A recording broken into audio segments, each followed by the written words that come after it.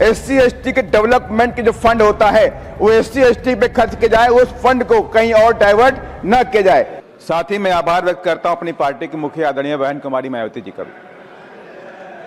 मान्यवर, बजट आम आदमी के लिए बहुत ही अहम होता है और वह टीवी की ब्रेकिंग न्यूज़ और डिबेट को देखता रहता है कि क्या सस्ता हुआ, क्या महंगा हुआ, ब्याज में कोई राहत मिली, टैक्स में कोई छूट मिली। लेकिन सरकार इस बार न आम आदमी को और न ही भारतीय बाजार को खुश कर पाई। दोनों को निराशा ही हाथ लगी। आम आदमी सोच रहा था गैस सिलेंडर, पेट्रोल, डीजल, खाद, दवा, आटा, दाल, चावल, साबुन, स्कूल की फीस, किताबें, कॉपी सस्ती होंगी, लेकिन आम आदमी को कुछ नहीं मिला, सिर्फ निराशा मिली।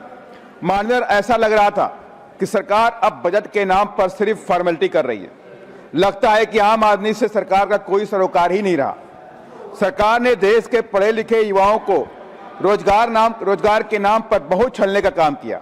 सरकार ने लगभग 10 लाख खाली पड़ी सरकारी नौकरियों के भरने का कोई भी घोषणा नहीं करी। इसको लेकर युवाओं में खासी बड़ी उम्मीद थी कि सरकार घोषणा करेगी।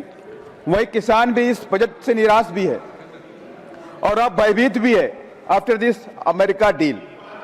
इस बजट में किसानों के MSP की मांग पूरी नहीं हुई, किसानों की इनकम दुगनी करने की मांग वो पूरी नहीं हुई, किसानों के कृषि लोन में कोई राहत नहीं मिली, साथ ही किसानों की दवा, पेस्टिसाइड, इंसेक्टिसाइड में GST का जो स्लैब है 18% का है, उसकी वजह से ये काफ़ी महंगे हैं, इसमें कोई सरकार से में राहत नहीं मिल पाई।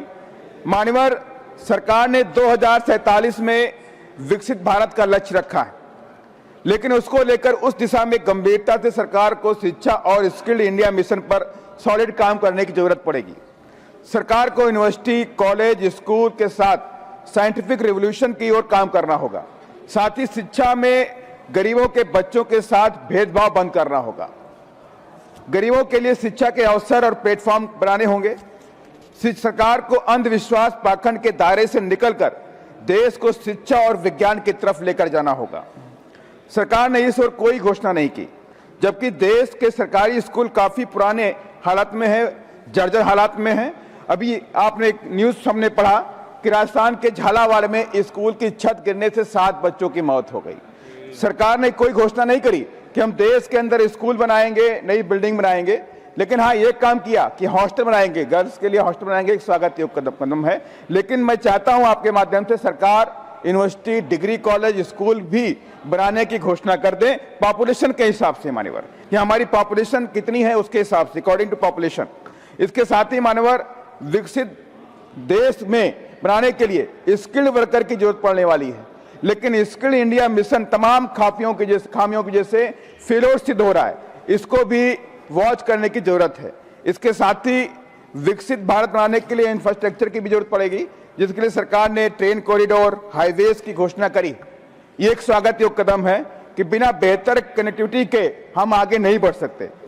साथ ही मान्यवर, मैं सरकार से आपके माध्यम से कहना चाहता हूं, सरकार सरकारी पैसे का इस्तेमाल सिर्फ जनता और देश के हित में करना चाहिए, अपने राजनीतिक उद्देश्यों की पूर्ति के लिए इस पैसे का उपयोग नहीं करना चाहिए। साथ ही मान्यवर, मैं आपके माध्यम से सरकार से कहना चाहता हूं, सरकार ने कहा 80 करोड़ लोगों को 10 साल से 5 किलो राशन पर दे रहे हैं, आज भी 5 किलो राशन पर ही निर्भर है। सरकार की उपलब्धि नहीं है।